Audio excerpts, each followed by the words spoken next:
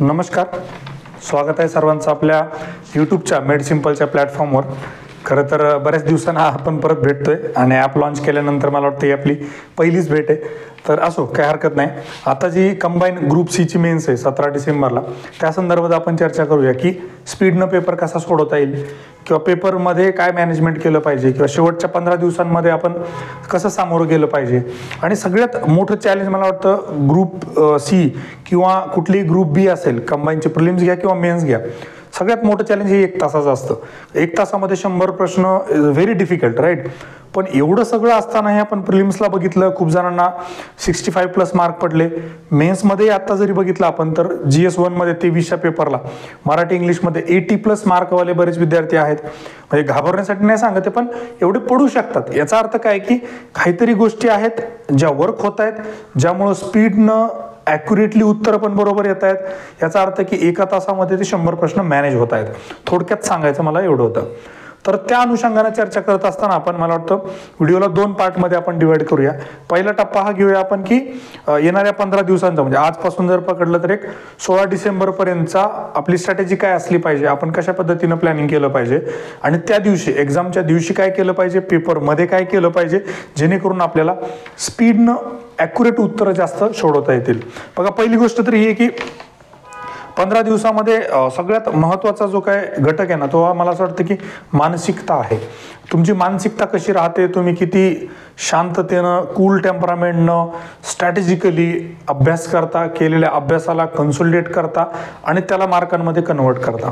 सगळ्यात महत्त्वाचं यासाठी आहे की काय वाचलं, काय राहिलं, मी हे करायला पाहिजे होतं का, मी ह्याची बॅच करायला पाहिजे होती, मी त्याची बॅच करायला पाहिजे होतं, मी हे पुस्तक घ्यायला पाहिजे होतं, ते पुस्तक. ह्या गोष्टी निरर्थक आहेत या स्टेजला, बरं. पण शेवटच्या 15 दिवसामध्ये यानं जास्त फरक पडत नसतो. एखाद्याची बॅच केली, एखादं पुस्तक वाचल्यामुळे तुमचे 10 मार्क 5 मार्क येऊन 3 मार्क वाढणार आहे असं होत नाही. फार तर फार तुमचं काय होईल की अप्रोच सारखे एखादं लॉजिकल थिंकिंगची जी गोष्ट आहे ती जर तुम्हाला कळली तर मात्र तुमचा 5-7 मार्कांचा फायदा होऊ शकतो. पण ते अप्रोच बॅच अपार्ट, म्हणजे आता असं नाही की आपण मार्केटिंगच करतोय, पण ते सोडून द्या. पण बाकीच्या गोष्टीमध्ये मला एवढं सांगायचं की मानसिकता खूप महत्त्वाची असते. त्यामुळं काय झालं, काय केलं, किंवा ग्रुप बी मेन्सला मी का क्वालिफाय नाही झालो, तिथं प्रिलिम्सला मला मार्क कमी का पडले, ह्या सगळ्या गोष्टी निरर्थक आहेत. आता त्याचा विचार करू ना. आता हा विचार करा की माझ्या हातामध्ये अजूनही एक मेन्स आहे, ग्रुप सीची का असेना पण माझ्या हातात ती मेन्स आहे. अजून 15 दिवस आहेत. मी केलेल्या अभ्यासाला अजून चांगल्या पद्धतीनं मी कसं एक्झामसाठी तयारी करू शकतो याचा सारखा विचार करणं, थोडं पॉझिटिव्ह आणि शांततेनं. म्हणजे सुधाकर सरांच्या बाबतीमध्ये शेवटच्या अटेम्प्टला सरांना जेव्हा सिलेक्शन झालं, रँक 4 आला राज्यसेवेमध्ये, तर तेव्हा मला असं वाटतं 100 मार्काचा जे काय फरक झाला की 100 मार्क का वाढले, तर त्यात सगळ्यात महत्त्वाचा रोल जो आहे त्यांनी आपल्या प्लॅटफॉर्मवर पण सांगितलं आणि आता मित्र असल्यामुळे आम्ही चर्चा करतो, त्यात पण ते समोर आलं की शेवटच्या दिवसांमध्ये शांत राहणे, पेपरच्या दिवशी शांत राहणे, पेपरमध्ये पण स्ट्रॅटेजिकली प्रश्न सोडवणे आणि थोडंसं ते टेम्परामेंट आहे ना त्याच्यावर काम केलं ना की खूप फायदा होतो. मला वाटतं हे सगळ्यात महत्त्वाचं आपण केलं पाहिजे की टेम्परामेंटवर काम करा, थोडं मानसिकतेवर काम करा, पहिली गोष्ट. दुसरी गोष्ट काय की जास्त आता काही नवीन वाचत पडू नका. मार्केटमध्ये काय होतं, आमच्यासारखे लोक असतात जे नंतर फ्री गोष्टी द्यायला लागतात परीक्षा जवळ आली की, मग फीस कमी करणे बॅच घेण्यासाठी किंवा काय, याच्या भानगडीत जास्त पडू नका. आणि फार तर फार करंटचं तुम्ही नवीन शेवटच्या दिवशीपर्यंत वाचू शकता, कारण चालू घडामोडी हा असा विषय आहे ना त्याच्यामध्ये नवीन काय जुनं काय जास्त फरक पडत नाही. त्यामुळं शेवटच्या दिवशीपर्यंत मी म्हणेल की करंट अफेअर्स करत राहा, काहीही प्रॉब्लेम नाही. उलट करंट अफेअर्स असा विषय की जो शेवटी जरी केला तरी त्याचा फायदा तुम्हाला जास्त होऊ शकतो. त्यानंतर स्ट्रॅटेजिकली आपण जेव्हा विचार करतो तेव्हा फॅक्च्युअल पार्ट जो आहे, वस्तुनिष्ठ स्वरूपाचा डाटा, आकडेवारी, नाव, ठिकाण, या गोष्टी ज्या आहेत ना याचा थोडासा जास्त भर द्या. कन्सेप्ट थोड्याशा कमी करा या दिवसांमध्ये. आणि मी अजूनही सांगेल की ह्या 15 दिवसामध्ये पण काही लोक 2 आठवड्यामध्ये डिवाइड करू शकता. हा आठवडा आजपासूनचा तर पुढच्या येणाऱ्या रविवारपर्यंतचा तुम्ही काय करा की फक्त टॉपिक्स काढा, GSचे असतील, मराठी ग्रामरचे असतील, इंग्लिश ग्रामरचे असतील, आणि त्या टॉपिक्सवर फोकस करा की ज्याच्यावर जास्त प्रश्न विचारले जातात. आणि ह्या आठवड्यामध्ये सरसकट सगळे टॉपिक करू नका, फक्त ते जे महत्त्वाचे टॉपिक्स आहेत तेवढे चांगले करा. शेवटच्या आठवड्यामध्ये परत पाहिजे तर तुम्ही एक विषयामधल्या राहिलेल्या गोष्टी सगळ्या करत ते सगळं संपवू शकता, राईट. आता मला असं वाटतं की त्यात जास्त स्कोप नाही आहे, पण तरी 2 फेजमध्ये 2 आठवड्यामध्ये आपल्याला डिवाइड करता येऊ शकतं. त्यानंतर सगळ्यात महत्त्वाची जी गोष्ट आहे की ज्यानं तुमचं स्पीडनं उत्तर बरोबर येणार आहेत किंवा तुमच्या पेपरमध्ये स्पीड वाढणार आहे ते आहे पेपर सोडवणे. आता ते आयोगाचे पेपर असतील किंवा एखाद्या क्लासच्या टेस्टचे पेपर असतील, पण शक्यतो मी म्हणेल की शेवटच्या आठवड्यामध्ये क्लासच्या टेस्टचे पेपर सोडू नका. तो पॅटर्न थोडा वेगळा असतो आणि एमपीएससीनं थोडे वेगळ्या पद्धतीनं प्रश्न विचारले की आपण ते लॉजिक तिथं लावायला गेलो की आपली मात्र दांडीगुली होऊ शकते. त्यामुळे शक्यतो आता काय होतं की 1 तासाचे पेपर फक्त ग्रुप सीचे सोडवले पाहिजे असं काही गरजेचं नाही. लेटेस्ट झालेला ग्रुप बी 22चा पेपर सोडवा, ग्रुप बी 23चा पेपर सोडवा, अजून दुसरे फॉरेस्टचे प्रिलिम्सचे असतील, टेक्निकल प्रिलिम्सचे असतील, ज्या पेपरमध्ये इंग्लिश ग्रामरचे, मराठी ग्रामरचे, राज्यसेवेचे पेपर सोडवा. तर मला असं वाटतं की 8 दिवसामध्ये कमीत कमी 8 पेपर बरोबर त्याच वेळेला सोडवायला काहीच हरकत नाही. हा विचार करू नका की ते 2 तास पेपर सोडवण्यापेक्षा काहीतरी मी रिव्हिजन करेन, त्यांना जास्त फायदा होत नाही. उलट पेपर सोडवल्यानं तुम्हाला ते सारखं सारखं लक्षात येईल की अरे माझं मॅनेजमेंट कुठं हुकतंय, माझे किती प्रश्न राहत आहेत, शेवटच्या 10 मिनिटांमध्ये माझे काय गोंधळ होतोय, सुरुवातीला मी पॅसेज घेतले पाहिजे का मध्ये पॅसेज घेतले पाहिजे का पॅसेज शेवटचे सोडवले पाहिजे मराठी आणि इंग्रजी ग्रामरच्या बाबतीमध्ये. तर हे सगळे कॅल्क्युलेशन्स, हे सगळे काय म्हणतील त्याला स्ट्रॅटेजिकली जे काय आपण त्याला काय म्हणतो आपण रंगीत तालीम ज्याला म्हणतो ना, ती आपल्याला इथं करता येईल. त्यामुळे 8 दिवस 8 पेपर सोडवा. सगळ्यात महत्त्वाची गोष्ट जी पहिली आजच्या व्हिडिओमधली आहे ती की शेवटच्या 8 दिवसामध्ये कुठले तरी 8 पेपर असे सोडवा की जेणेकरून तुम्हाला 1 तासामध्ये 100 प्रश्न सोडवण्याची प्रॅक्टिस होईल. त्याच्यानंतर थोडंसं आता बाकीच्या जनरल गोष्टींच्या बाबतीमध्ये जे लोक पुण्याच्या बाहेरून येत आहेत किंवा दुसऱ्या सेंटरला जात आहेत त्यांनी सेंटरला गेल्यानंतर शक्यतो सेंटर बघा. बऱ्याच वेळेला सारख्या नावाचे 2 सेंटर असतात, शेवटी गोंधळ होतो. खूप शिल्लक गोष्ट आहे, पण एका मुलानं सुसाईड केलं, त्याला सेंटर मिळालं नव्हतं. UPSCला केस झाली होती दिल्लीमध्ये आणि महाराष्ट्रातलाच विद्यार्थी होता अनफॉर्च्युनेटली, राईट. तर ही गोष्ट आहे. त्याच्यानंतर अजून मला असं वाटतं की पेपरला जायच्या दिवशी किंवा ह्या शेवटच्या दिवसांमध्ये असं काही बायस नका ठेवू की 23चा पेपर सोपा आला मग आता हा सोपा येईल, 22चा पेपर थोडासा ग्रुप बी मेन्सचा मी म्हणतो आत्ता झालेला थोडा अवघड वाटला मग हा अवघड येईल. काही नाही, ह्या गोष्टींमध्ये जास्त पडू नका. पेपर जसा येईल तसा येईल, तुम्हाला सोडवायचाच आहे. सोपा आला तरी ते चॅलेंजेस असतात, अवघड आला तरी ते चॅलेंजेस असतात. त्यामुळे पेपर सोपा आणि अवघडवर कधीच तुमचं सिलेक्शन ठरत नसतं. तुमचं सिलेक्शन ठरत असतं तुम्ही त्या पेपरमध्ये काय दिवे लावता. कोणीतरी दुसरे 200-500 विद्यार्थी, आता या केसमध्ये 5-7 हजार विद्यार्थी असे असतील की जे चांगल्या पद्धतीनं तिथं काम करतील, त्यांना चांगले मार्क पडतील, राईट. त्यामुळे त्या भानगडीमध्ये पडू नका. मी मानसिकता याच्यावर का बरं तुम्हाला जास्त फोकस केला ना की काही जसं ऑस्ट्रेलियाचा एक्झाम्पल घेतला आपण, सहसा खेळाला परीक्षेशी कम्पेअर करत नाही, पण त्यांची मानसिकता जी काय आहे, कारण ऑस्ट्रेलियाला खूप आधीपासून आता कुठे आपल्या टीमला स्पोर्ट्ससाठी एक आपण सायकोलॉजिस्ट म्हणा, सायकेट्रिस्ट म्हणा, आता आपण अपॉइंट करतो. ऑस्ट्रेलियाच्या स्पोर्ट्समध्ये पहिल्यापासूनच सायकोलॉजिस्ट वगैरे असतात. त्यामुळे त्यांची जी मानसिकता आहे ना फायनल मॅच खेळण्याची ती खूप वेगळी आहे बघा तुम्ही.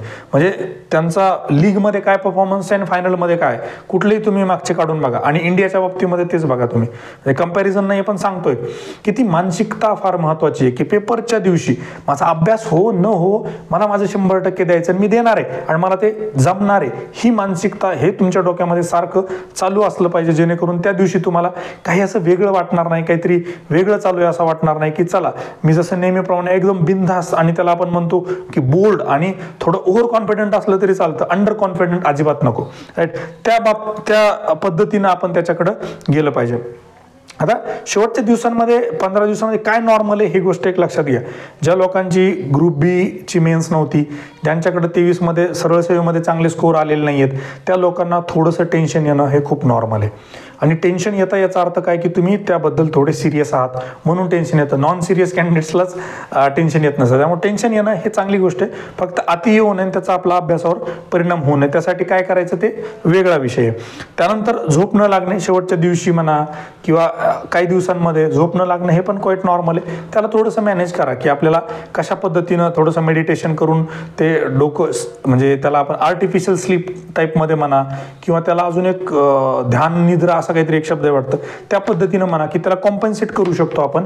आणि ते झोपेची जी रेस्ट आपल्या मेंदूला किंवा आपल्या शरीराला पाहिजे असते ती कशा पद्धतीनं आपण घेऊ शकतो. आणि सगळ्यात महत्त्वाचं जे आधी सांगितलं ते परत सांगतो, हे राहिलं ते राहिलं, मला हे वाचायचं होतं मला ते वाचायचं होतं, ह्या भानगडीमध्ये पडू नका. काहीही फरक पडत नाही. फार वेळेस असं होतं की जशाला तसे त्या गोष्टीमधून प्रश्न येतात. मोरा वाळंबेसारखं एखादं पुस्तक, बाकी जास्त कशातून जास्त जशाच तसे प्रश्न येत नाहीत. आणि तुम्ही कितीही जरी वाचलं शेवटच्या दिवसांमध्ये जास्त फरक पडत नाही. तुम्ही वर्ष 2 वर्ष मागच्या काय अभ्यास केलेला आहे त्याचा जास्त इम्पॅक्ट पडत असतो. जास्त म्हणतो आम्ही, इम्पॅक्ट त्याचाच पडतो असं नाहीये, पण त्याचा जास्त इम्पॅक्ट पडत असतो. राईट. आता राहिला प्रश्न त्या दिवशीचा. पहिली गोष्ट एक मी सांगितली होती की पेपर सोडवणे. कारण नेमकं काय होतं माहिती आहे का, स्पीडनं पेपर का सोडवता येत नाही. आपण जसजशी परीक्षा जवळ येईल ना तसतशी प्रश्न सोडवणे, पेपर सोडवणे कमी करतो, रिव्हिजनवर फोकस करतो. आणि आपल्याला पेपरमध्ये ॲक्च्युली प्रश्न सोडवायचे असतात का रिव्हिजन करायचे असते? पेपरमध्ये आपला प्रश्न सोडवायचे असतात. शेवटी आपण ते वाढवलं पाहिजे. अभ्यास हा आधी करायचा असतो, शेवटी जास्त प्रश्न सोडवणे, जास्त पेपर सोडवणे. यानं काय होईल की ती एवढी सवय झाली पाहिजे ना की ऑटोमॅटिकली पेपर हातात आला की काय करायचं, पहिले काय सोडवायचं, मध्ये काय सोडवायचं, नंतर काय सोडवायचं, अशा पद्धतीचा प्रश्न विचारला तर काय उत्तर मार्क करायचं, कुठल्या प्रश्नाला किती वेळ द्यायचा, हे का महत्वाचं आहे. जीएस मध्ये तुम्हाला बुद्धिमत्ता तर आहेच आहे, सांख्यिकी पण आहे, तर त्यामध्ये तुम्हाला बरेचसे ट्रॅप क्वेश्चन असतील, थोडे स्पीड ब्रेकर असतील, ते तुम्हाला ओळखता आले पाहिजे. ते ओळखता नाही आले की तुमचे 2-3 मिनिटं तिथे गेले आणि ते 2-3 मिनिटं गेल्याचा इम्पॅक्ट पुढच्या प्रश्नांवर खूप पडत असतो. त्यामुळं त्याची सवय लावा, प्रश्न जास्त सोडवा, त्या टचमध्ये राहा. बॉडीचं कसं असतं माहिती आहे का, किंवा मानसिक लेवलला पण तसं असतं की ज्या गोष्टीमध्ये टचमध्ये आहात ना, तर आपण म्हणतो एखाद्या विकेट पडल्यानंतर पहिला बॅट्समन आला आणि त्याने एकदम क्लासिक कव्हर ड्राईव्ह मारला आणि 4ला गेला, आपण म्हणतो ही इज इन टच, की तो फॉर्ममध्ये प्लेअर आहे. टचमध्ये काय आहे म्हणजे की त्याला ते एक्झॅक्टली ऑटोमॅटिकली गोष्ट होतात की बॉल ऑफसाईडला आला आणि थोडाही चान्स भेटला की लगेच कव्हर ड्राईव्ह असेल, स्क्वेअर कट असेल, तसं अशा पद्धतीनं प्रश्न आला की आपण कशा पद्धतीनं सोडवणार आहे, अशा पद्धतीनं प्रश्न विचारले की आपल्याला काय स्ट्रॅटेजी अप्लाय करायची, हे तुमच्या डोक्यामध्ये म्हणा किंवा तुमच्यामध्ये सतत ते चालू असलं पाहिजे. आणि तेच शेवटच्या दिवसांमध्ये फार गरजेचं आहे. आणि आपण इथं नेमकी चूक करतो. बरेच लोक जे म्हणतात की सर तुम्ही जे सांगताय ते तर मला घरी आल्यावर सोडवता येतं पण पेपरमध्ये येत नाही का, कारण तुम्ही तेवढी प्रॅक्टिस केलेली. पहिली गोष्ट जी झाली. दुसरी गोष्ट सगळ्यात महत्वाची जी आहे, फार काळजीपूर्वक बघा, पेपरला आतमध्ये जाण्याच्या आधी जेव्हा बायोमेट्रिक होईल, आता मेन्सला बायोमेट्रिक असतं, बायोमेट्रिकच्या आधी 20 ते 25 प्रश्न, त्यात 10 प्रश्न बुद्धिमत्तेचे. फक्त त्यात एवढी काळजी करा की ते थोडे सोप्या पद्धतीचे असतील, कारण तिथं फक्त आपल्याला वॉर्मअप करायचा आहे. 20 प्रश्न आधी सोडवून जा पेपरच्या. पेपरमधला प्रश्न तुमचा 21वा प्रश्न झाला पाहिजे, जेणेकरून पहिल्या 5-10 प्रश्नांना जो काही वेळ लागतो तो तुमचा बाहेरच गेला पाहिजे. आणि तिथे तुम्ही ऑन अँड ॲव्हरेज सगळ्या प्रश्नांना त्याच स्पीडनं त्याच वेळेमध्ये सोडवण्याचा प्रयत्न केला पाहिजे. सिंपल एक्झाम्पल मी नेहमी देत असतो, आधीच्या व्हिडिओमध्ये दिलं मी. तुम्ही जर कधी पटाचे बैल बघितले जे रनिंग रेसमध्ये पळतात, तर त्या बैलांना सुरुवातीला त्या ट्रॅकवरून नुसतं दाखवून आणलं जातं की हा ट्रॅक आहे, तुला इथे पळवायचं आहे. आणि दुसरी गोष्ट काय असते की बऱ्याच वेळेला तुम्ही जिथं बैल स्टार्ट करतात ना, तिथं बघा तुम्ही त्याला आऱ्या मारून म्हणा किंवा त्या शेपटीला चावून म्हणा, त्याला असं गरम करून ठेवलेलं असतं की जे पिकअप जे पहिली जी स्पीड आहे ती खतरनाक असली पाहिजे. तर ते जे सगळ्या गोष्टी आहेत ना, त्या ह्या आहेत की पेपरला जाण्याच्या बाहेरच तुम्ही 20-25 प्रश्न सोडून एक आपण म्हणतो इंजिन तापून ठेवलं पाहिजे, जेणेकरून जेव्हा पहिला प्रश्न तुमच्या हातात पडेल तेव्हा तो तुमचा 21वा प्रश्नासारखा तुम्ही त्याला डील केला पाहिजे. आणि सुरुवातीचे 3-4 मिनिटं जे तुमचे एक्स्ट्रा जाणार आहेत ते तुम्ही बाहेर वाचवले पाहिजे. यातून पण तुम्हाला बराचसा फायदा होणार आहे. ही महत्वाची दुसरी गोष्ट होती. त्यानंतर सगळ्यात महत्वाची गोष्ट अजून एक मी जी ऑब्झर्व केली ना, शक्यतो उत्तर बदलू नका. बऱ्याच वेळेला प्रश्न वाचले करंटच्या बाबतीमध्ये असं बऱ्याच वेळेला होतं. तुम्ही कुठेतरी लेक्चरमध्ये म्हणा, पेपरमध्ये म्हणा, कुठल्या टेलिग्राम चॅनलला म्हणा, कुठल्या युट्यूबच्या चॅनलवर म्हणा किंवा युट्यूबच्या व्हिडिओ म्हणा, काहीतरी ऐकलेलं असतं की ही मिलिटरी एक्सरसाइज कुठे झाली, आणि ते तुम्हाला खटकन क्लिक होतं, तुम्हाला वाटतं की हा बी उत्तर आहे, आणि मग थोड्या वेळानं तुम्ही परत त्याच्यावर विचार करता आणि बी कट करून सी वर जाता. असं अजिबात करू नका. इंट्युशननं येणारे उत्तर जे त्याच्या सोबतच राहा. आणि त्यातले त्यात सगळ्यात महत्वाचं, शेवटच्या 5 ते 10 मिनिटांमध्ये उत्तर बदलू नका. सुरुवातीला जे तुम्हाला उत्तर वाटलं तेच उत्तर ठेवा. 10 पैकी 3 चुकतील पण 7 तेच बरोबर येतील. राईट. ही सगळ्यात महत्वाची तिसरी गोष्ट आजच्या व्हिडिओमधली होती की उत्तर बदलायचे नाही. त्यातल्या शेवटच्या 10 ते 15 मिनिटांमध्ये अजिबातच उत्तर बदलायचे नाही. त्यानंतर सगळ्यात महत्वाची गोष्ट अजून एक येते की सगळ्यात महत्वाची गोष्ट जी सांगायची राहिली ती की MPSC मध्ये प्रश्न अवघड असतात, पर्याय सोपे असतात बऱ्याच वेळेला. प्रत्येक ठिकाणी नाही, पण हे बऱ्याच वेळेला. आणि ते कसं आहे, काय आहे, मी हेच राईट लॉजिकल अप्रोच ठोकताळे अभ्यासाच्या पलीकडच्या बॅचमध्ये तुम्हाला वारंवार सांगत आलोय आणि ते दाखवून दिलंय. आणि हे नुसतंच मी बॅचमध्ये शिकवतो हे नाहीये. कंबाईन प्रिलिम्स असेल, राज्यसेवा प्रिलिम्समध्ये असेल, विद्यार्थ्यांनी तेवढे मार्क पण त्या पद्धतीने घेऊन दाखवले. त्यामुळे ते प्रूव्ड ट्राईड अँड टेस्टिफाईड झालेलं आहे. आणि आता आपण ग्रामरची पण बॅच लॉन्च केलेली, त्याच्याविषयी आता इथे जास्त चर्चा करणार नाही मी. आपल्या ॲपबद्दल आणि बॅचबद्दलची जी काही लिंक आहे तुम्हाला कमेंटच्या सेक्शनमध्ये दिलेली आहे, ती तुम्ही बघू शकता ज्यांना इच्छा आहे त्यांनी. तर मला सांगायचं तात्पर्य काय की MPSC मध्ये बऱ्याच वेळेला प्रश्न अवघड असतो, त्यामुळे प्रश्नाकडे बघून घाबरू नका. खाली पर्याय पहिले बघा आणि त्यातल्यात गणिताचे प्रश्न सोडवताना तर पहिले ऑप्शन बघणं फार गरजेचं असतं प्रश्न वाचल्यानंतर. का? कारण किती डिफरन्स आहे. बऱ्याच वेळेला पूर्ण कॅल्क्युलेशन करायची गरज पण पडत नाही, नुसती काटाकाटी करून पण उत्तर येतं. त्यामुळं प्रश्न अवघड असतो, उत्तर बऱ्यापैकी वेळेला सोपं असतं.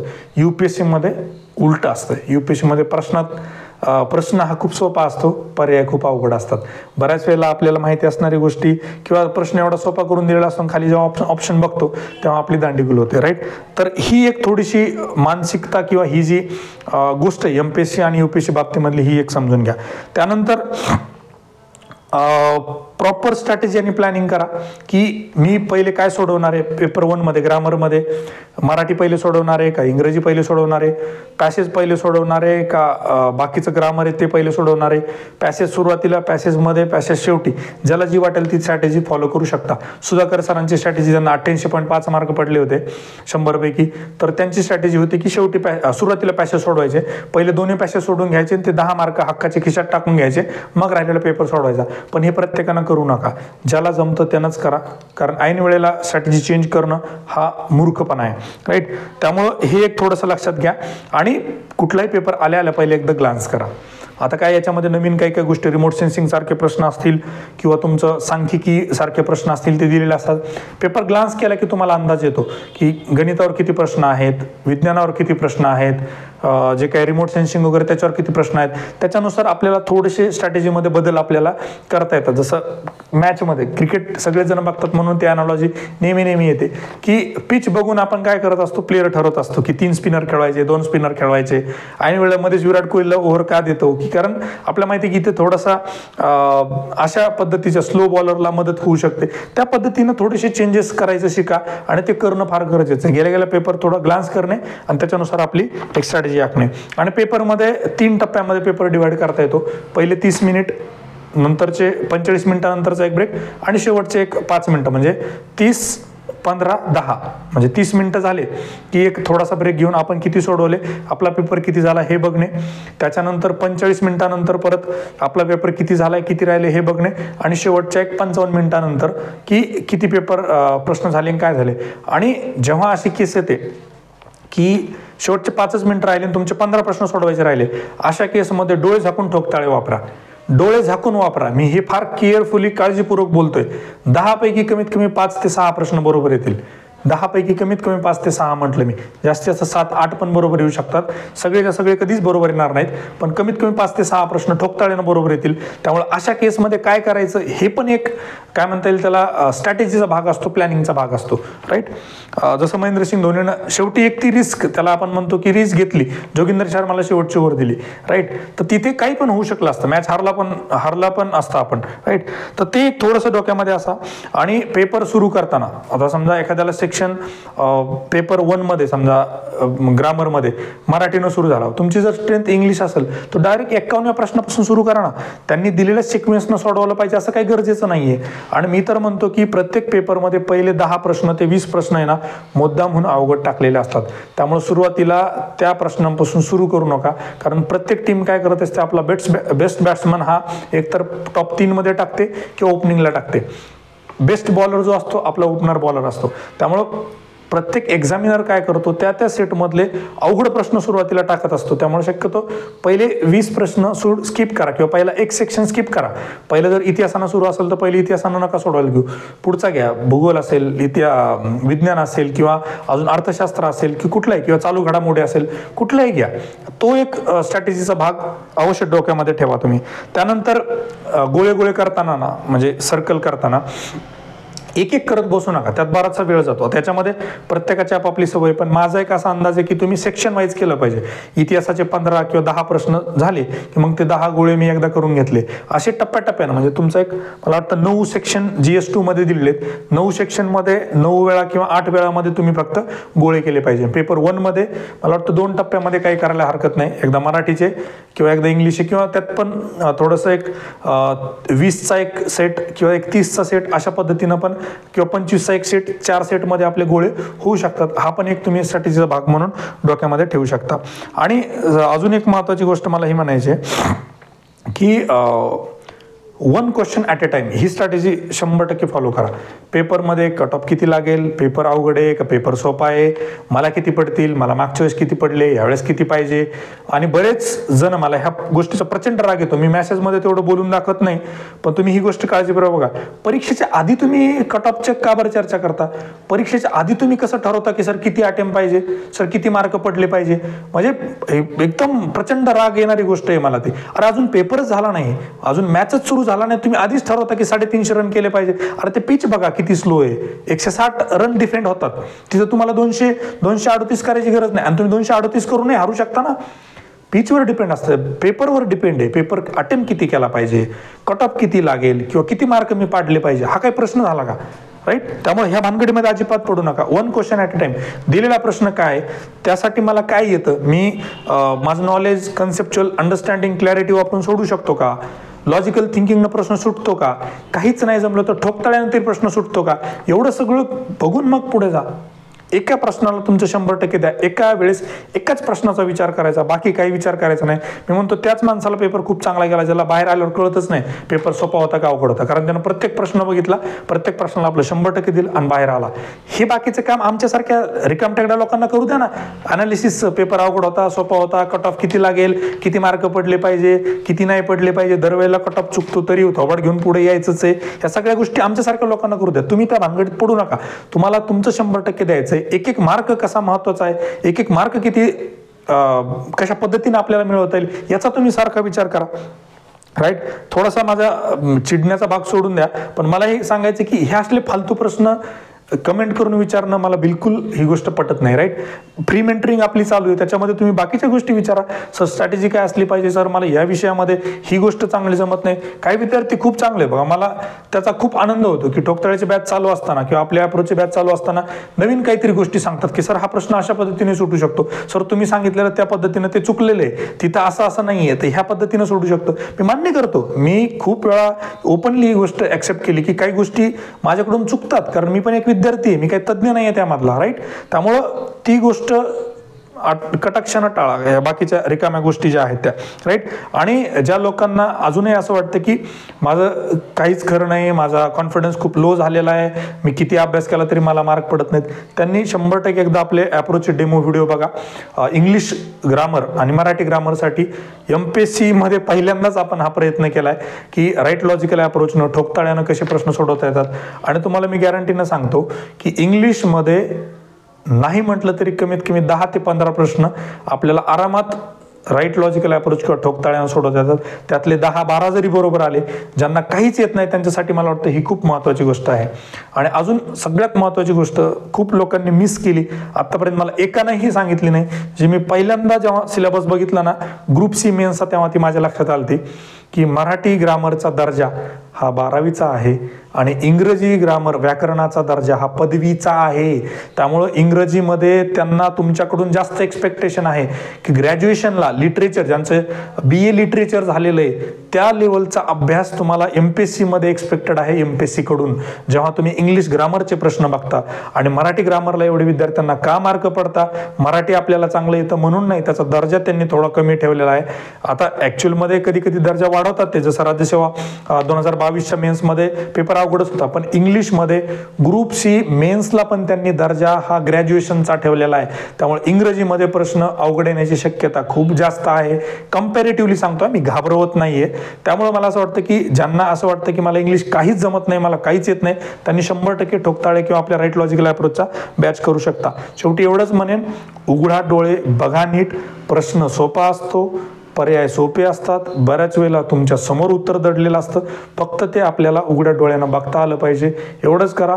All the very best. आणि कुणाला काही डाऊट असेल, काही सेक्शन आपलं फ्री मेंटरिंग चालू असतं, त्यामध्ये तुम्ही कॉल करू शकता आणि माझ्याशी चर्चा करू शकता. बाकी इतर आपलं टेलिग्राम चॅनल असेल, ॲपची लिंक असेल, यूट्यूबची लिंक सगळी कमेंट सेक्शनमध्ये दिलेली आहे, तुम्ही चेक करू शकता. Right. So thank you very much and all the very best.